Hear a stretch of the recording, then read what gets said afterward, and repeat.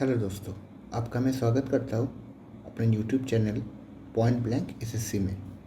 और ये मेरा चैनल का पहला वीडियो होने वाला है, जो कि होने वाला है एसएससी सीजीएल का जो डॉक्यूमेंट वेरिफिकेशन प्रोसेस रहता है उसके रिगार्डिंग। ठीक है, तो इस वीडियो में हम क्या क्या जानेंगे। आज हम जानेंगे कि कौन सा डॉक्यूमेंट्स आपको लेके जाना है। ठीक है, प्रोसीडियर क्या रहता है।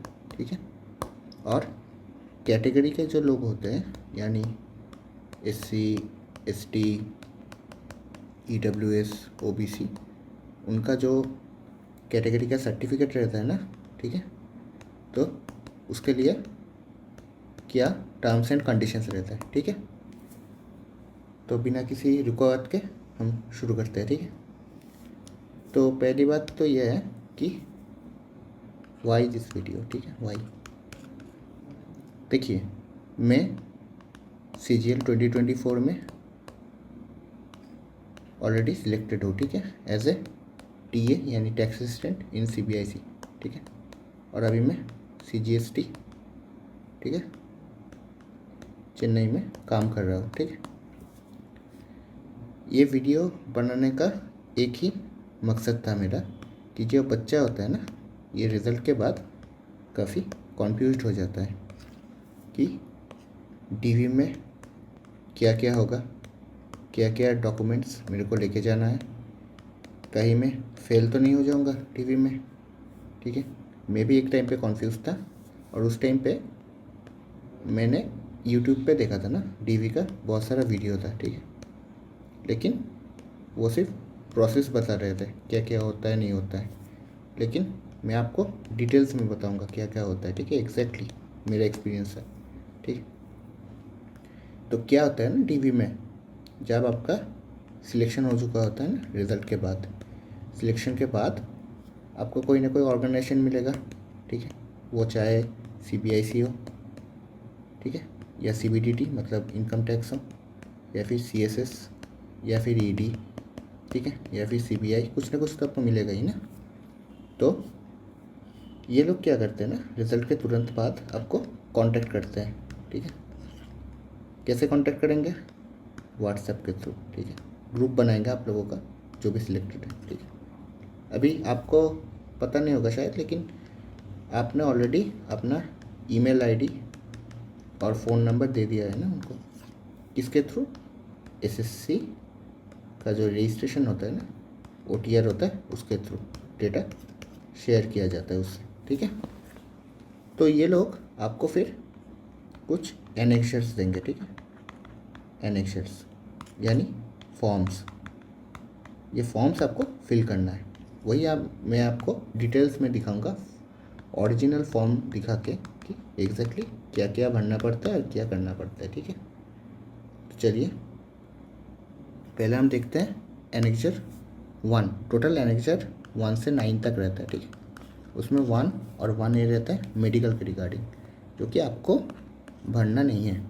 ठीक है, ये आपका जब जिस टाइम पे आपका मेडिकल होगा ना, जहाँ पे आपका मेडिकल होगा वो लोग के लिए ये चीज़। ठीक है, तो मेडिकल के रिगार्डिंग वीडियो मैं एक बना दूंगा, वो छोटा सा वीडियो होने वाला है।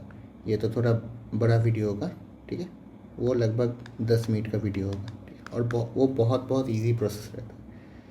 तो इसके बाद हम देखेंगे एनेक्चर 2। ठीक है, एनेक्चर 2 क्या है? Character certificate 1, character certificate 2। ठीक है, तो यहाँ पे आपको कैरेक्टर सर्टिफिकेट में भरवाना है। ठीक है, किससे? कोई भी गेजेटेड ऑफिसर हो। ठीक है, गेजेटेड ऑफिसर यानी वो ग्रुप ए गेजेटेड भी हो सकता है, ग्रुप बी भी हो सकते हैं। ग्रुप ए में तो ज़्यादातर आईएएस, आईआरएस, आईपीएस वो लोग होते हैं। ग्रुप बी में भी बहुत सारे होते हैं, जैसे कि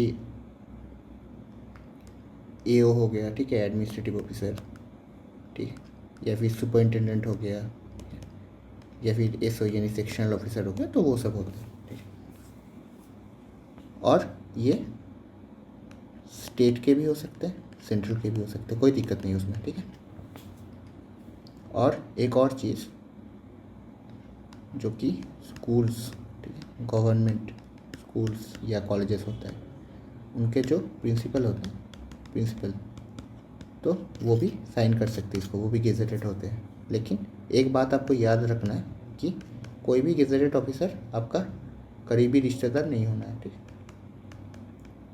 ब्लड रिलेशन नहीं होना है, ठीक है, मम्मी पापा चाचा चाची कोई नहीं होना है, ठीक है।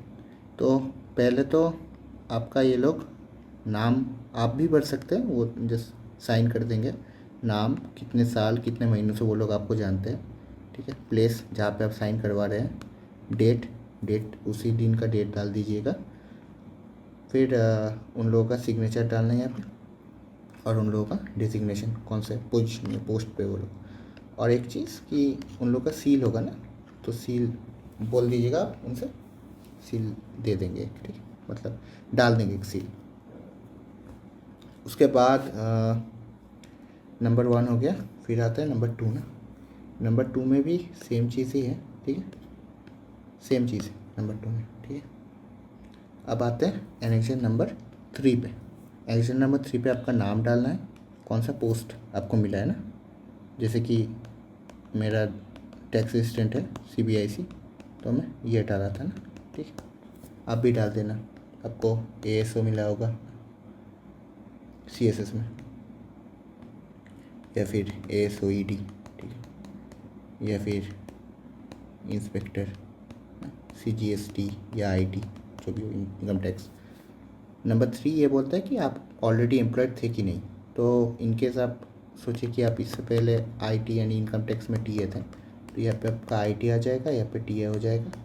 और रीज़न फॉर टर्मिनेशन तो आप दे ही सकते हैं ना, कि सिलेक्शन इन CGLE एग्जामिनेशन 2025, ये डाल सकते हैं, ठीक है।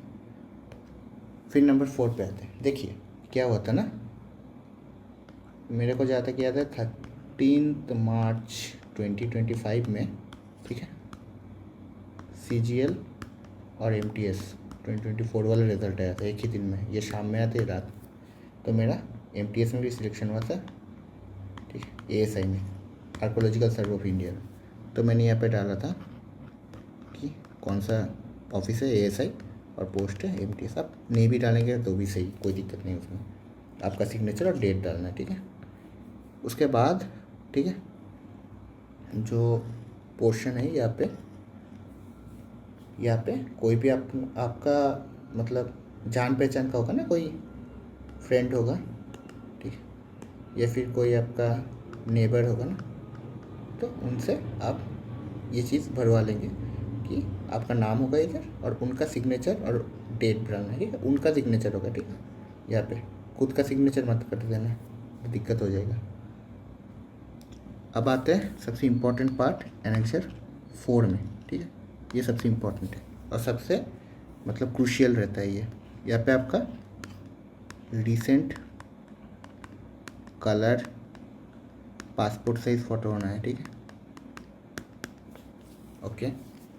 उसके बाद आपका पहले सरनेम आएगा, फिर नाम आएगा। तो किसी का नाम अगर राहुल कुमार होगा तो वो पहले कुमार डालेगा, उसके बाद राहुल डालेगा, ठीक है। प्रेजेंट एड्रेस और परमानेंट होम एड्रेस, ठीक है। अब एक केस आपको बताता हूँ मैं, ठीक है, जस्ट एग्जांपल के लिए। कोई है वेस्ट बंगाल का बंदा, वो जाके दिल्ली में सेटल हो गया, ठीक है, 1 साल के लिए पढ़ने के लिए, ठीक है। तो उसका प्रेजेंट एड्रेस, अगर वो वापस आता है ना वेस्ट बंगाल, तो उसका प्रेजेंट एड्रेस वेस्ट बंगाल में ही रहेगा और परमानेंट भी वेस्ट बंगाल वाला ही रहेगा। लेकिन अगर वो दिल्ली में सेटल हो गया, दिल्ली में उसको जॉब मिल गया ASO CSS, वो बोला कि ठीक है मेरे को तब घर जाना नहीं है, मैं यहीं पे हो गया सेटल, तो उसका प्रेजेंट एड्रेस में दिल्ली वाला एड्रेस डाल देंगे ना, और इसमें वेस्ट बंगाल वाला एड्रेस परमानेंट, जो कि आपका आधार में होगा, आधार वाला एड्रेस, क्योंकि वो चेक करते हैं आधार के साथ कि सही है कि नहीं परमानेंट एड्रेस। फिर आधार कार्ड नंबर, पैन नंबर डालना है यहाँ पे, नेशनलिटी, ठीक है, इंडियन डालना है, और बाय बर्थ डालना है इसको, ठीक है। फिर आपका डेट ऑफ बर्थ डालना है, प्रेजेंट एज, ठीक है, आपका क्या है, जैसे कि मेरा 25 ईयर्स था तो मैं डाल दिया था 25 ईयर्स। एज एट मेट्रिकुलेशन मेरा 16 साल था जब मैंने 10 पास किया था, तो मैंने ये भी डाल दिया। फिर आपके यहाँ पे भी सिग्नेचर है, सभी पेज पे सिग्नेचर ज़रूर रहेगा, ठीक है। उसके बाद क्या है आपका place of birth, district, state, ठीक है, डिस्ट्रिक्ट और स्टेट का नाम फिर से, और आपके पिताजी का जो डिस्ट्रिक्ट और स्टेट है वो भी डालना है इधर, ठीक है, तीनों चीज़। आपका रिलीजन, धर्म क्या है वो डालना है, और आपको कोई कैटेगरी है SC ST EWS OBC तो वो डालना है, नहीं तो आप नो डाल देंगे, ठीक है, और ब्रैकेट में UR डाल देंगे, ठीक है। उसके बाद क्या है, उसके बाद वाला जो है ध्यान से गौर करके देखिएगा, ये जो बच्चा था ना, समझिए कि ये 21+ है इसका एज, ग्रेजुएशन के तुरंत बाद ये दिल्ली चल गया, ठीक है। तो क्या होगा, तो ये वाला आपको फिल करना है, नहीं तो अगर आप वापस आ गए तो दिक्कत नहीं है वैसे, ठीक है। तो 1 साल से ज़्यादा होना चाहिए और 21 से ज़्यादा एज होना चाहिए, ठीक है। तो कब कहाँ कौन से टाइम तक कौन से टाइम से कौन से टाइम तक थे आप दिल्ली में, ठीक है। दिल्ली वाला एड्रेस डालना है, दिल्ली वाला डिस्ट्रिक्ट हेडक्वार्टर डालना है, ठीक है। उसके बाद आते हैं 11 नंबर पॉइंट पे, वहाँ पे आपका पापा का नाम, नेशनलिटी मतलब इंडियन बाई बर्थ डालना है, जो कि आप यहाँ पे डाले तो वैसा ही रहेगा। प्लेस ऑफ बर्थ क्या है, ऑक्यूपेशन क्या है, मेरे पापा जैसे कि टीचर है तो मैंने डाल दिया था टीचर, और ब्रैकेट में उनका जो स्कूल का एड्रेस है वो डाल दिया था मैंने, ठीक है। प्रेजेंट एड्रेस, अगर आपके पापा बाहर रहते हैं तो उसके लिए ये भरना पड़ेगा आपको, परमानेंट एड्रेस, नहीं तो सब सेम। मम्मी के लिए भी सेम चीज़ है, और स्पाउस अगर आप मैरिड है तो, नहीं तो आप ऐसे हाइफेन भी डाल सकते, कोई दिक्कत नहीं।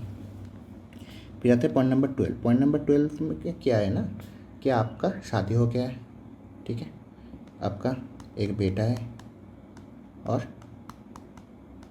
एक बेटी है, और आप हो बहुत रिच, ठीक है। आपने सोचा कि उनको फॉरेन में भेजते पढ़ने के लिए, ठीक है, और खुद आप CGL की तैयारी करने लगे, आपको मिल गया ASO CSS में, ठीक है। फिर यहाँ पे भरना है वही चीज़ कि आपका बेटा या बेटी का नाम डालना है यहाँ पे, ठीक है। नेशनलिटी उनका क्या है, इंडियन बाई बर्थ, शायद आपका बेटा या बेटी का होगा तो वो डाल दीजिएगा आप। प्लेस ऑफ बर्थ क्या है उनका वो डालना है, फिर कौन सा कंट्री में वो पढ़ने गया है, और कौन सा डेट है जब से वो है उस कंट्री में, ठीक है। फिर आपको डालना है अपना एजुकेशन क्वालिफिकेशन, यानी आपका 10th, ठीक है, 12th, ग्रेजुएशन, ठीक है, और MA अगर किया आप मास्टर्स तभी, ठीक है, MA या MSc कुछ भी ना, मास्टर्स तो उसके लिए। तो यहाँ पे हम पकड़ लेते हैं कि आप पहले एक स्कूल में भर्ती हुए, वहाँ पे 10 पास किए, फिर एक स्कूल में भर्ती हुए, वहाँ पे +1 +2 किए, उसके बाद कॉलेज चले गए, उसके बाद आपने मास्टर्स कर लिया कोई भी यूनिवर्सिटी से ना, ठीक है, या फिर कॉलेज से। तो हम स्कूल 1, स्कूल 2, कॉलेज 1, कॉलेज 2 डाल देंगे ना यहाँ पे। तो कौन से डेट से कौन से डेट तक, ठीक है। यहाँ पे आपको एग्जैक्ट डेट डालना नहीं है, लेकिन मंथ और ईयर आप डाल सकते हैं, नहीं तो ईयर भी चलेगा, कोई दिक्कत नहीं है। और एग्जामिनेशन पास, कौन से एग्जामिनेशन आप पास किया, बोर्ड का नाम क्या है, जैसे कि ICSE बोर्ड होता है ना, उसका CISE बोर्ड होता है शायद, और एग्ज़ाम का नाम होता है ICSE। फिर CBSE होता है, बोर्ड का नाम भी CBSE होगा, या फिर आपका स्टेट गवर्नमेंट का भी जो बोर्ड होता है वो भी आप डाल सकते हैं एग्ज़ाम का। तो ये डाल दीजिएगा। और कॉलेज में अपना जो ग्रेजुएशन का सब्जेक्ट था ना, जैसे कि BA करिए, BA करा होगा आपने तो BA ऑनर्स, ठीक है, ऐसा डाल, इंग्लिश डाल देना आप, ठीक है। और ज़्यादातर क्षेत्रों में ना आपका वही डालना है ना जो आपका सर्टिफिकेट में दिया हुआ होगा, जैसे कि 10 का या 12 का आपके पास सर्टिफिकेट होगा ना, तो वो वाला आप भर दीजिएगा, ठीक है। फिर आते हैं पॉइंट नंबर 14 में। तो पॉइंट नंबर 14 में क्या होता है ना, कि कोई भी इंसान हो जिसने कोई कांड किया हो उसके प्रीवियस एम्प्लॉयमेंट में, तो उसके रिगार्डिंग है ये, नहीं तो इसका ज़रूरत नहीं है। 15 भी वही है, अगर कोई क्रिमिनल एक्टिविटी से जिसका संबंध है ना, या फिर कोई क्रिमिनल है, आपको अरेस्ट किया गया है पहले, तो उसके रिगार्डिंग है, नहीं तो आप सब में नो नो नो डाल सकते हैं, ठीक है, सभी चीज़ें सही है। और अगर इनकेस येस हुआ तो इस पर रीजन डालना है ना, सब +2 में। फिर है 16 बहुत इम्पॉर्टेंट पार्ट हो जाता है ना। क्यों होता है मैं आपको बताता हूँ। यहाँ पे आपको अपने लोकेलिटी का यानी नेबर 1 और नेबर 2 का नाम देना है इधर। इम्पॉर्टेंट होता है क्योंकि जब आप डिपार्टमेंट में ज्वाइन करते हैं ना, तब आप होते हैं प्रोबेशन में, और ये प्रोबेशन चलता है 2 साल। और ये प्रोबेशन 2 साल बाद ख़त्म होने के लिए कुछ कुछ चीज़ चाहिए होता है, जैसे कि आपका ट्रेनिंग कंप्लीट हो जाना चाहिए, आपका डिपार्टमेंट में जो कॉन्फर्मेशन एग्ज़ाम होता है ना, कॉन्फर्मेशन एग्ज़ाम होता है डिपार्टमेंट, काफ़ी आसान होता है, ठीक, वो होना चाहिए, ठीक है। उसके बाद आपका कास्ट, डिग्री, ठीक है, पुलिस, ये सब वेरिफिकेशन हो जाना चाहिए, ठीक है।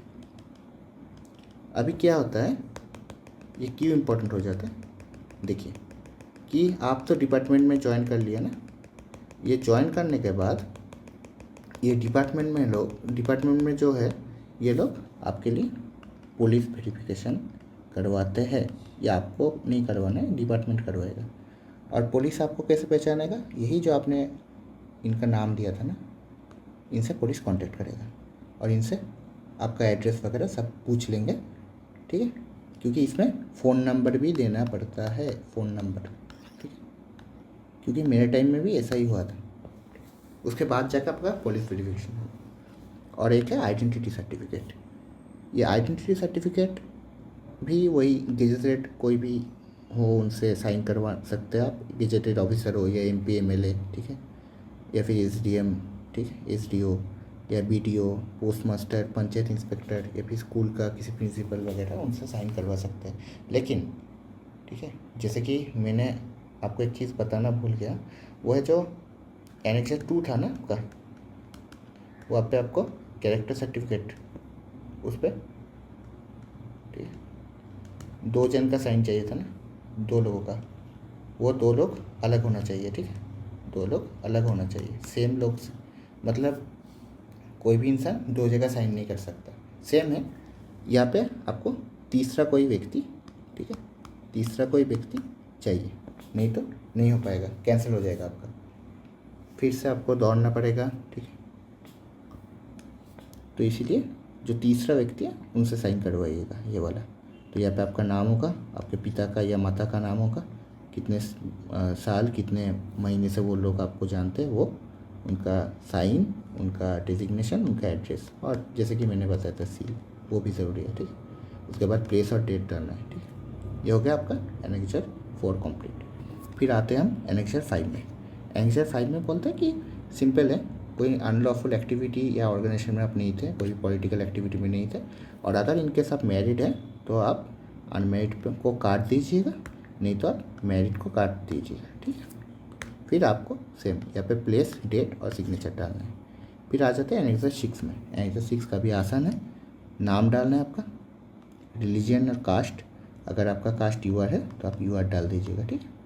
उसके बाद आपका DOB और एज, ठीक है, एज भी आप नॉर्मल डाल सकते हैं, 25 ईयर्स जैसे कि डाल सकते हैं, एग्जैक्ट भी डाल सकते हैं। एजुकेशन क्वालिफिकेशन आपका क्या है, place of birth, home address, present address, ठीक है।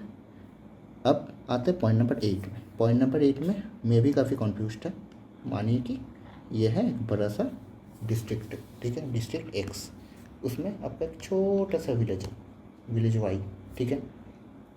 लेकिन डिस्ट्रिक्ट हेडक्वार्टर जो है ना, जहाँ पे DM का ऑफिस है, वो है Z में, ठीक है, Z में है, Y में नहीं है, ठीक है, Z में है।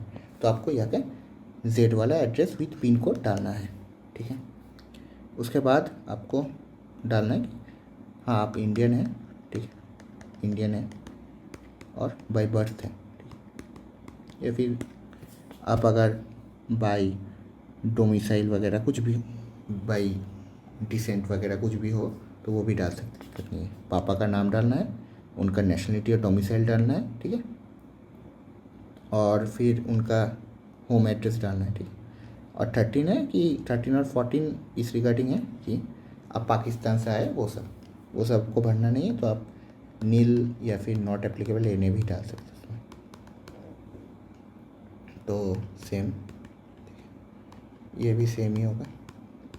फिर आते हैं पॉइंट नंबर 15 में। पॉइंट नंबर 15 ये बोलता है कि आपके नाम पे कोई लोन वगैरह चल रहा है कि नहीं।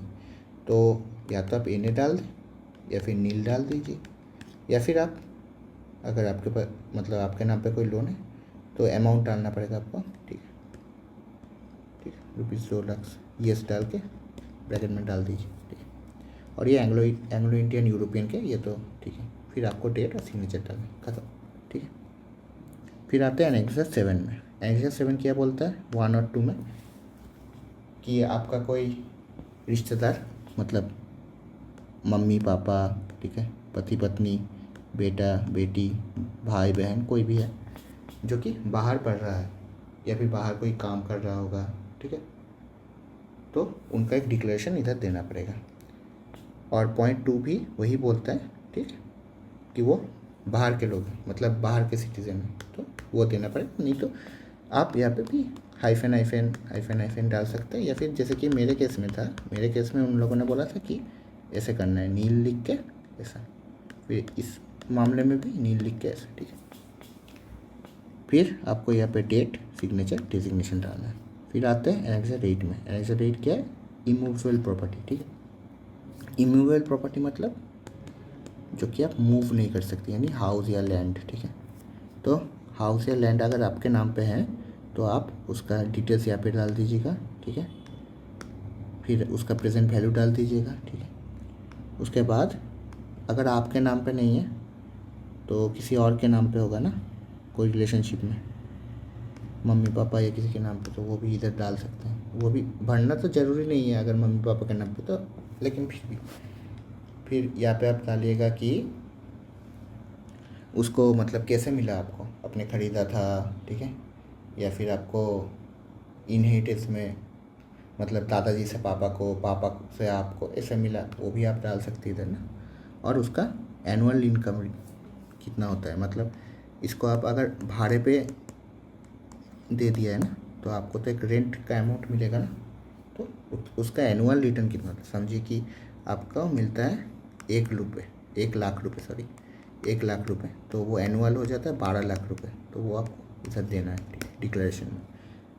रिमार्क्स को आप ब्लैंक भी छोड़ सकते हैं। अब आते हैं इस पर कि नेम ऑफ द ऑफिसर, तो आपका नाम और सर्विस तो आप डाल दीजिए इधर ABC, ठीक है, TAC BIC ऐसे डाल सकते हैं। प्रेजेंट पोस्ट वही, ठीक है, TAC BIC ऐसे। अब आते हैं प्रेजेंट पे में। प्रेजेंट पे क्या होता है ना, कुछ नौकरी का ना ग्रेड पे होता है। ठीक है, ग्रेड पे क्या चीज़ है हम समझते हैं। CGL में लेवल 4 से लेवल 6 तक, लेवल 4 से लेवल 7 तक मिलता है आपको। ठीक है, तो 4, 5, 6, 7। लेवल 4 होता है 2400 ग्रेड पे का। उसके बाद 5 आता है 2800 ग्रेड पे का। उसके बाद ये आता है 6, 4200 ग्रेड पे का।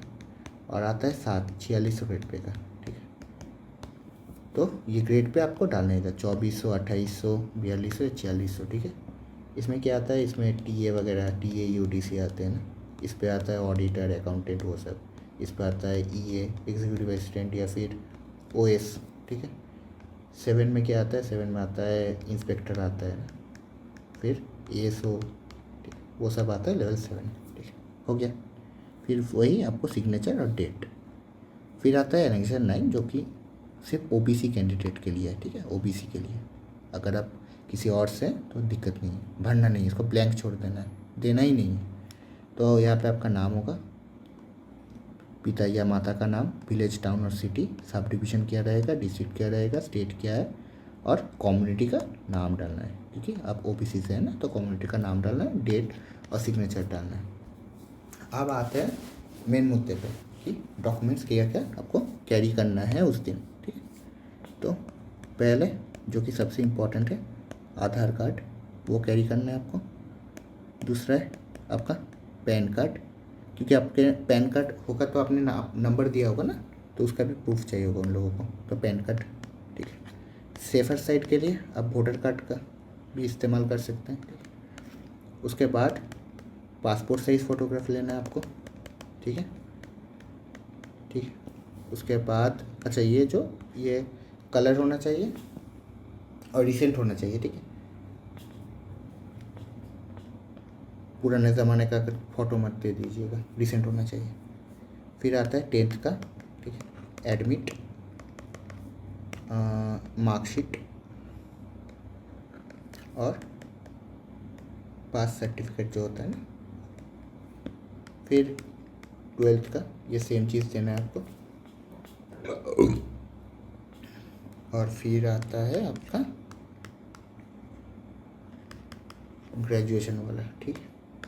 ग्रेजुएशन का क्या लेते हैं ये लोग, डिग्री, ये बहुत इंपॉर्टेंट है, मैं बताता हूँ क्यों।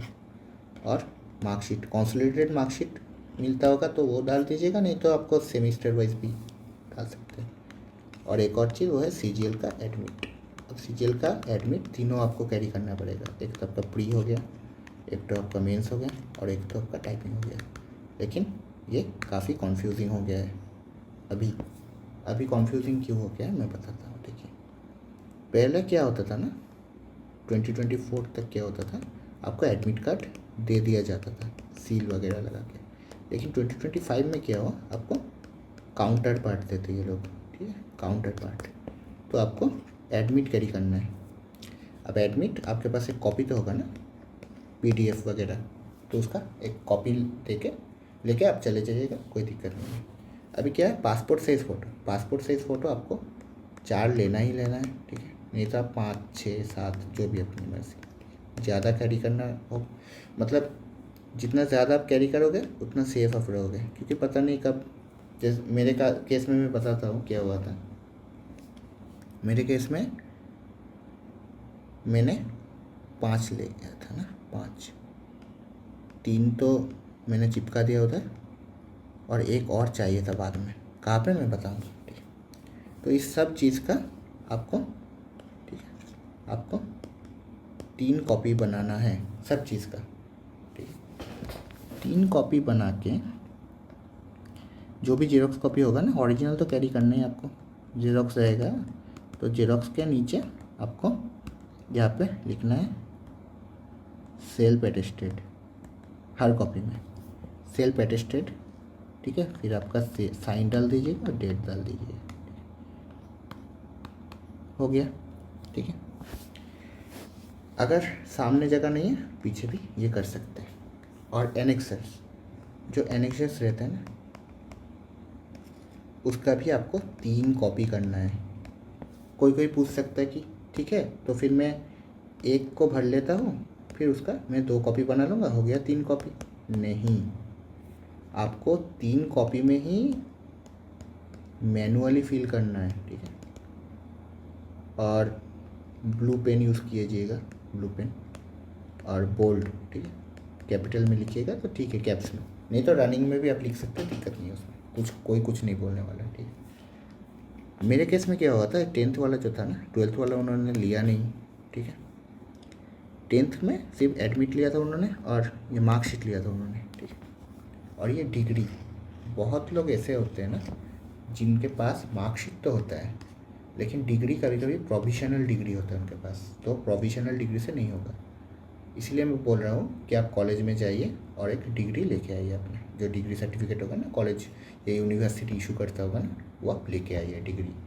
नहीं तो बाद में ये लोग फिर से आपको भगाएंगे, दौड़ाएंगे कि जाओ लेके आओ, ठीक है। उसके बाद तारीख पे तारीख मिलेगा आपको, तो क्योंकि बाद में फिर से डिपार्टमेंट कभी कभी डी भी करवाता है, मेरे टाइम पे तो करवाया था डिपार्टमेंट में, तो इसीलिए डिग्री मस्ट है, ठीक है। अभी तक अगर आपके पास नहीं है तो आप तुरंत ये करवा लीजिए अपना, ठीक है। तो आपका डॉक्यूमेंट्स का काम ख़त्म हो गया, ये सब डॉक्यूमेंट आपको कैरी करना है, ठीक है। उसके बाद आता है सर्टिफिकेट, क्योंकि हमारे बहुत व्यूअर्स हो गए ना, जो लोग ये कम्युनिटी से हो गए, तो SC ST या OBC क्या हो गया ना, या फिर EWS, मैंने अलग अलग से लिखा है क्योंकि कारण है इसका। देखिए, मैं तो था UR से, मेरे को कोई सर्टिफिकेट देना नहीं पड़ा, लेकिन मेरे बहुत दोस्त है, ठीक है, डिपार्टमेंट में, उन लोगों ने मेरे को ये इन्फॉर्मेशन दिया है। तो जो भी मैं आपको इन्फॉर्मेशन दे रहा हूँ ना, सब ऑथेंटिक है, कोई दिक्कत नहीं उसमें। तो क्या है, जैसे कि 4 जुलाई 2025 ये डेट लास्ट डेट था CGL का फॉर्म भरने का। तो इस डेट तक ये लोग SSC एक्सपेक्ट करता है कि आपके पास ये सब सर्टिफिकेट होना चाहिए, वो भी किस फॉर्मेट में, सेंट्रल फॉर्मेट में, ठीक है। बहुत कोई लोग हो गए ना जिनके पास स्टेट फॉर्मेट में होगा, तो अगर सेंट्रल फॉर्मेट में नहीं है तो अभी भी टाइम है, आप बनवा लीजिए अपना, सेंट्रल फॉर्मेट में भी बनवा देंगे वो लोग, ठीक है, सेंट्रल फॉर्मेट। फिर SC ST OBC का जो होता है ना, ये लाइफ टाइम वैलिडिटी होता है, तो आप एक बार बनवा लीजिए, अपना काम ख़त्म हो गया। EWS का क्या होता है ना, फाइनेंशियल ईयर जो होता है, ठीक है, फाइनेंशियल ईयर कब से कब तक होता है, 1 अप्रैल से शुरू होता है और 31 मार्च तक चलता है। तो ये फाइनेंशियल ईयर में आपका होना चाहिए, लेटेस्ट फाइनेंशियल ईयर में, ठीक है। मैं ऐड कर देता हूँ इधर। तो अगर 1 अप्रैल के पहले DV होता है आपका, तो इन दैट केस आपका ये होना चाहिए, जो कि मतलब पुराना वाला चलेगा, हाँ पुराना वाला, ठीक है। लेकिन उसके बाद वाला होता है तो न्यू फाइनेंशियल ईयर वाला चाहिए आपको, ठीक है, हो गया। फिर उसके बाद क्या होता है, हाँ इसका भी आप 3 कॉपी करवा लीजिएगा, सेल्फ अटेस्टेड, ठीक है, सेल्फ अटेस्टेड ये कॉपी। फिर हम आते हैं क्या, उसके बाद क्या होता है कि कांटेक्ट तो हो गया व्हाट्सएप में, उसके बाद ये लोग आपको बोल देंगे कि कौन सा डेट है, क्या टाइम है और क्या लोकेशन है, ये सब कुछ आपको वो लोग बता देंगे। कौन, रिप्रेजेंटेटिव होते हैं ना, जैसे कि मेरा जब DV हुआ था ना, मेरा कस्टम्स हाउस में हुआ था, तो वहाँ पे TA थे ना, 2 TA थे, तो वो लोग थे हमारे रिप्रेजेंटेटिव, मतलब हमारे नहीं, डिपार्टमेंट का, जो DV करवा रहे थे, वो थे DV ऑफिशियल हमारे। तो वो क्या करे ना, उन लोगों ने हमको बता दिया था क्या करना है, क्या लेके जाना है, क्या नहीं, ठीक है। तो उसके बाद आप लोकेशन में पहुँचे, ठीक है, लोकेशन के बाद आपको वो लोग बोलेंगे बैठिए आप, ठीक है। फिर आपको एक फॉर्म दिया जाएगा, ठीक है, फॉर्म में कुछ डिटेल्स होगा, और यहाँ पे एक फ़ोटो, मैंने बोला था ना आपको कि एक और फ़ोटो चाहिए होता है ना, तो यहाँ पे एक फ़ोटो, वही पासपोर्ट कलर्ड रिसेंट होना चाहिए, ठीक। उसके बाद आपका नाम, प्रेजेंट एड्रेस, परमानेंट एड्रेस, ठीक है, पापा का नाम, मम्मी का नाम, ठीक है। फिर आपका रिलीजन वगैरह, कास्ट वगैरह सब कुछ इधर डालना है आपको। इजी होता है प्रोसेस, कोई दिक्कत नहीं है, ठीक है। उसके बाद ऐसा टेबल रहेगा, ठीक है, यहाँ पे ऑफिशियल रहेगा और यहाँ पे आप रहोगे। ये लोग आपसे बोलेंगे ये दो, ठीक है, ये डॉक्यूमेंट चाहिए, आप दे दोगे ये डॉक्यूमेंट, फिर वो चेक करेंगे, क्रॉस चेक, ठीक है। फिर इसके बाद आपको बोलेंगे ठीक है आपका DV हो गया है, अब आप खड़े हो जाइए एक बोर्ड के साथ, जिस पे आपको अपना नाम लिखना है। फिर वो खींचेंगे फ़ोटो, ठीक है, प्रूफ के बतौर। फिर उसके बाद आपका हो गया कंप्लीट, अब चले गए घर। ये होता है DV का प्रोसेस। अभी मैंने DV का प्रोसेस के बारे में आपको बता दिया, आपको कॉन्फ्यूज रहने की कोई ज़रूरत नहीं है, बहुत इजी प्रोसेस रहता है, ठीक है। सबसे इजी प्रोसेस ये रहता है, आपने ऑलरेडी सिलेक्शन ले लिया है, मतलब आप इंडिया के टॉप 5% बंदे में हैं जो कि सेंट्रल गवर्नमेंट में के जॉब में है, तो कॉन्फ्यूशन को तो गोली मार दीजिए, ठीक है, नो कॉन्फ्यूशन, ठीक है। तो फिर बहुत बहुत धन्यवाद, शुक्रिया अदा करता हूँ मैं अंत तक जुड़े रहने के लिए। अगर आपको वीडियो अच्छा लगे तो आप लाइक कीजिएगा, शेयर कीजिएगा आपके दोस्तों के साथ, ठीक है, और चैनल को सब्सक्राइब करना मत भूलिएगा, ठीक है, ये सबसे इम्पोर्टेंट चीज़ है। सब्सक्राइब कीजिएगा, ठीक है। मैं और भी वीडियो लाने का कोशिश कर रहा हूँ बहुत जल्द।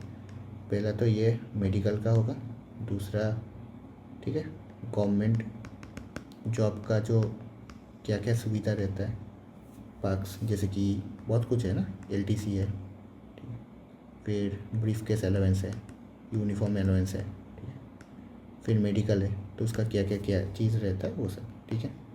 तीसरी बात तो यह है कि चेन्नई में हूँ अभी, तो चेन्नई में अगर किसी को किसका पोस्टिंग हुआ है तो कैसे रहना है, क्या क्या मिलता है, खाना पीना वगैरह सब कुछ उसके रिगार्डिंग एक वीडियो मिल जाएगा, ठीक है। फिर एक वीडियो में डालूँगा जॉब के बाद क्या क्या होता है ना, नौकरी के बाद एग्जैक्टली क्या क्या होता है, ठीक है, क्योंकि उसके बाद भी बहुत चीज़ करना पड़ता है आप लोगों को, ठीक है।